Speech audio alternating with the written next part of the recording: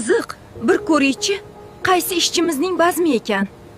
Mariya, men darhol yuvinish xonasiga bormasam bo'lmaydi? U qayerda ko'rsatvor? Asosiy zaldan shunday o'ngga burilganingda birinchi eshik.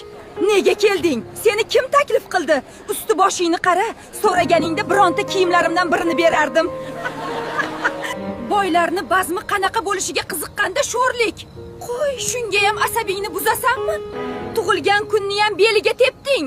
Tezroq ketsang yaxshi bo'lardi menimcha. Qo'y, buncha ovozingiz baland chiqyapti. Kim bilan gaplashayotganingizni bilasizmi o'zi? Oyi bo'ldi-da endi, meni ishimga aralashmang. Nima? U seni oyingmi? Xizmatchi demoqchi edim. Xijolat bo'lmang, Marta xonim. Hammasi joyida. Hurmatli o'quvchilar, shaharchamizning eng saxiy insonlardan biri James Jack kollejimiz uchun $100,000 xayriya qildi. Biram saxiysiz, dadajon. Sizni juda yaxshi ko'raman. Yana bir qulay imkoniyat. Qo'ldan chiqaradigan ahmoq yo'q. Endi esa so'z navbatini kollejimizning eng oldi talabalaridan biri James Jackning qiziga beramiz. Ha, havasing kelyaptimi? Tuya hammomni orzu qilibdi. Voy, qara qanday baxtlimiz. Shunday boy dugonamiz bor. Endi butun kollejni bizga havasi keladi. Bu taklifni shaxsan o'zim bergan edim. Axir kollejimizga qo'shimcha qulayliklar yaratilsa, talabalar yanada zavq bilan ta'lim oladi.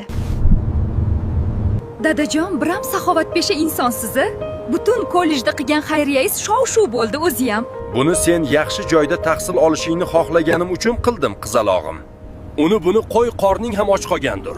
Kecha hamkorlarim bilan bir zo'r restoranda uchrashgandik. Dadajon, yo'l cheti to'la ovqatlanish shoxobchalari-ku. Meni restoranga olib borishingiz shart emas. Kamtarliging menga oyingni eslatadi. Sen xohlaganday bo'la qolsin. Eliza, bu sensan-ku axir do'stim. James Jackning haqiqiy qizi senmisan? Ko'zlarimga ishonmayman. Faqat bu sirni hech kimga aytmaslikka va'da ber.